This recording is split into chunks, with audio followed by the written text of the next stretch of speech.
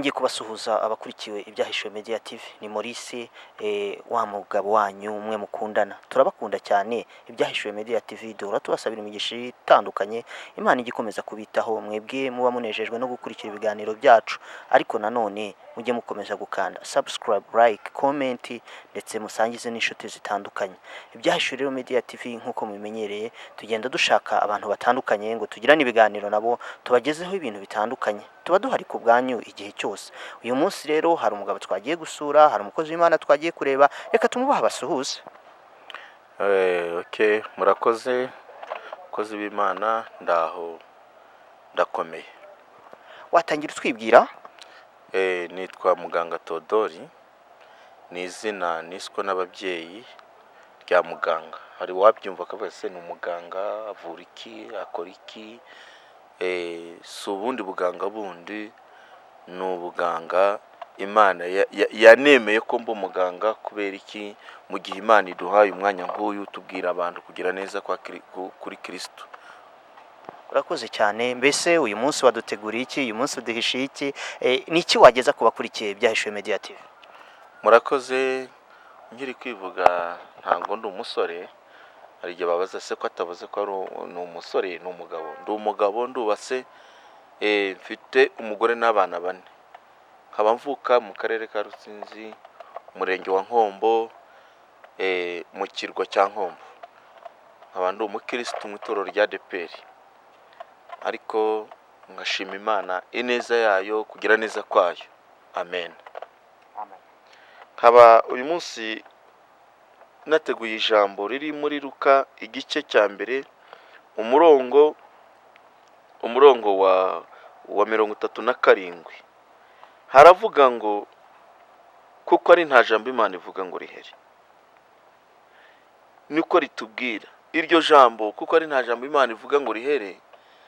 Ushobora kubaza ngo se ngo ijambo ngo kuko ari nta jambo Imana ivuga ngo rihere ngo bite? Nta jambo ivuga ngo rihere. Imana yatumyeho Mariya ko azabyara umwana w'umuhungu witwa Yesu. Akimara kubwirwa iryo jambo, Mariya abwirwa ngo azabyara umwana w'umuhungu witwa Yesu, Mariya yagize gushidikanya, aribaza ngo se ngo bimeze gute, nzabyara gute, nta mugabo mfite, nzabona umwana gute, mbese ni ikibazo. Yagize urugamba mu mutima, yagize kwibaza inzira byanyuramo nizihe. Ariko mu by'ukuri Mariya akimara kubyumva, ntago yicaranye amakuru ye yumvishe bwite. Yaragiye agenda mu Rukiga, agera mu mudugudu w'Urukiga. Nihuse yageze kwa Zakariya, mu rugo rwa Zakariya. Akimara kugera mu rugo rwa Zakariya, ahoberana na Elizabeth. Akimara guhoberana na Elizabeth, umwana agirute, umwana asimbagurika mu nda. Elizabeth avuga ijwi rirenga ati, mu bagore urahirwa, n'imbuto yo mu nda yawe irahirwa. Ngo mbese ibi nabikesha iki? Ko nyina w'Umwami Imana angendereye kugendererwa n'Imana. Mbifurije kugendererwa n'Imana. Mbifurijwe ko nukuri icyo Imana yakuvuzeho, icyo yakuvuzeho ngicyo yamvuzeho, nta jambo ivuga ngo rihere. Mu gihe cyose icyo Imana yakuvuzeho yarakivuze. Irindi jambo yavuze kugeza igihe irisohoreje. Haleluya. Imana yabanye na Mariya. Mariya arinda abyarira amezi 9. Yesu akimara kuvuka yaje, kandi yaje ari umugisha ku bantu bari ku isi.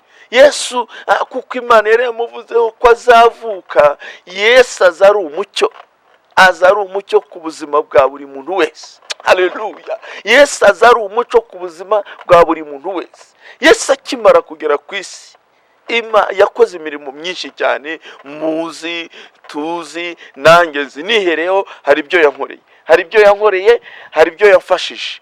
Amen. Nihereye ku cyanjye giti, Yesu aroho yankuye. Uyu mubona uku, ngewe navuse mu rugo iwacu, papa ari umugaturika, mama ari umugaturika, murumuna wanjye bashiki banjye ari abagatulika. Ariko nge nakuriye mu itorero rya ADEPR, niryo ryandeze, niryo ryamfashije, niho nabatirijwe, niho Imana yamfashije mu busore bwanjye. Nakiriye agakiza muri 19 na gatanu, nuko Imana iramfasha mbyirukira muri korali y'urubyiruko ya Coro de Dimanche. Niho namenyeye gusenga, niho twari dufite abarimu badufasha, niho namenyeye gucuranga, uko mumbona ukunze gucuranga biki Imana yampaye. Niho namenyeye, niho natangiriye kuririmbira muri korali nanone nkuru Intumwa Zidacogora, iriya yaririmbye ngo mwanza gukira kobo Imana igukira kanzu, ntacyo uzaba, ntacyo uzaba, burya kubaho k'umushwi ntabwo ari imbuwe z'agaca, ntacyo uzaba, ntacyo uzaba. Ku ndirimbo ivuga ngo Uwiteka aratabara, Uwiteka aratabara, yatabaye Morodekayi wahoraga ku irembo ry'ubwami. Haleluya! Iyo kenshi muzayimbonaho nyicurangaho, ndi kuvuga aho Imana ikura umuntu aho ngaho. Ariko mbere y'uko ngera mu by'ubucuranzi nari umurobyi, narobaga isambaza hariya ku Ngombo. Mujya mumva ngo ku Ngombo cyangwa se mu kiyaga cyangwa se mu Kivu. Bundi nari umurobyi, buriya nzi kugasha ubwato, nari umurobyi nzi kuroba ziriya sambaza benshi muzi mugura hariya mu masoko hano i Kigali atandukanye. Hariya niho mu Kivu mu bazirobyeho nzi kuziroba, n'ubu njyanyeho namenya kuziroba, ntabwo nabyibagiwe. Mubivuga ngo impamvu mvuze navuse mu nda ya mama papa bambyara, Imana yari ifiteho umugambi icyo nzaba cyo. Yari izi ko nzabyuka njya kuroba, mvuka njya kuroba. Yari izi ko nimva mu burobyi nzacuranga cyangwa se nzakorera Imana mu buryo yampamagayemo.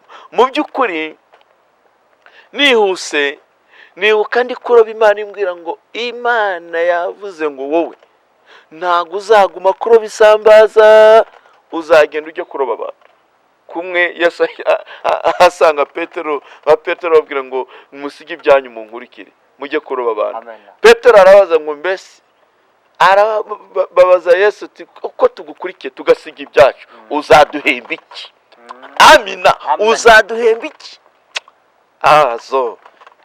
Uzaduhemba iki? Bamubajije ijambo. Haleluya!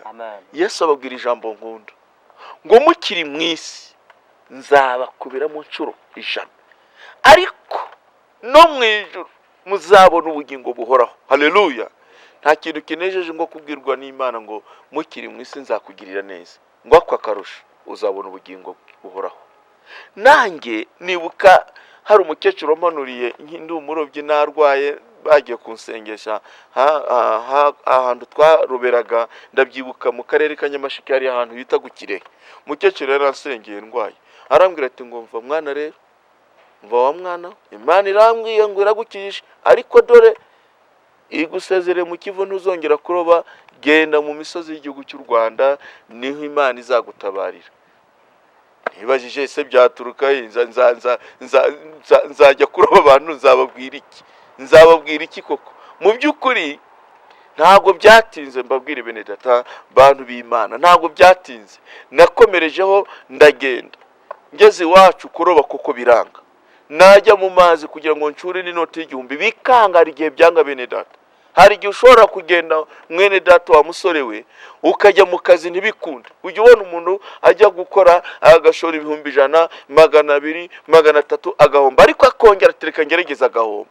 Ariko igihe cyageze cy'Imana ubona amateka ahinduka. Haleluya! Ubona amateka ahinduka. Nanjye byahindutse gute? Narakugendeye nihuse, njye Kamembe, mu mujyi wa Kamembe, njya gushakamo ubuzima biranga. None hari umusore twahuye wankundaga turi gusengana witwa Safari Janepo, arambwira ati ese ko Imana iri kumbwira ngo nkubwire ngo tujyane Igisenyi, wabyemera tukagenda? Ndamubwira tubanze dusenge, ntaza kugendana nawe nkazakubera yoro. Nuko turagenda turasenga, Imana iratwemerera, nuko natangiye ubutumwa. Haleluya! Nuko natangiye ubutumwa, nahereye za Rutsiro, Igisenyi, nuko mva Igisenyi ngera i Kigali. Ngeze i Kigali Imana ati niho uzaba. naha nabaye mu busore bwanjye, naha nabaye muri uyu mujyi wa Kigali, ingirira neza, impa umugore, impa abana, mfite abana 4 n'ukuri kubera Imana. Noneho ikindi Imana yamwe ngo suko bizaguma, mbyaye abana 2 ndabyibuka, irambwira ati uzabyara abandi 2 uri mu nzu yawe nguhaye. Imana yampaye inzu n'ukuri ntagira kandi kazi ngo nkora. Haleluya, mubere Imana icyuberaho muri mwo hose. Imana yampaye inzu nta kandi kazi kandi gusa igira hihera. Nibuka nari nyoboye icyumba cy'amasengesho, abantu baravuga ngo ese uyu muntu hari ahantu Imana yaduhaye yagiye twubakira, azaguma gutiyobora we ntagira haba. Imana yakoresheje abantu, igikoresha abantu. Haleluya, na n'ubu iracyakoresha abantu. Imana yakoresheje abantu, yakoresheje abari hirya no hino. Haleluya, baramfasha ndubaka. Ikindi ntazibagirwa, n'ahantu Imana yankuye igakorana muri murumuna wanjye unkurikira. Murumuna wanjye yatangiye primaire, yiga ariga ararangiza primaire, ikizamini kiramusinda, umwana abura uko abigenza. Umwana arongera avuga ati nanjye reka njye kuroba isambaza. Agiye kuroba, nibuka Imana imbwira ngo ujye ubabazwa nuko nta mwana mugira wize mu rugo iwanyu. Ariko hari umwana ugiye kwiga iwanyu akazigana segonderi, yuvuze induru byavaye kandi nuwo narinzi byaramunaniye. Ngeze iwacu rimwe, umwana arambwira ati ngewe rero mukuru wanjye nsubiye ku ishuri kwiga, nongere ndeba amahirwe. Umwana asubira ku ishuri ariga, ikizamini aragisinda, abona amanota meza, ajya kuri segonderi. Ageze kuri segonderi Imana iramufasha ariga. Ariko ibyo byose twabifashijwemo n'Imana na leta y'ubumwe. Haleluya, na leta y'ubumwe yaradufashije. Umwana ariga, umwana yiga na kaminuza kuri buruse ya leta. No kuri igihugu cyacu Imana igihe umugisha. Haleluya, nibutse ibyo Imana yakoze incagaburanye nihuse, nagira ngo mbwira abantu mbabwire ngo nta jambo Imana ivuga ngo hera. Magingo aya mfite abana 4, mfite umugore, turacyari kumwe, kandi ndabishimira Imana kuko ari nta jambo Imana ivuga ngo rihere. Hahirwa uwizeye kuko ibyo yabwiwe n'Umwami Imana bizasohora. Namwe nimwizere Imana yavuganye natwe, yavuganye nawe, izabikora. Nta jambo ivuga ngo rihere. Amen.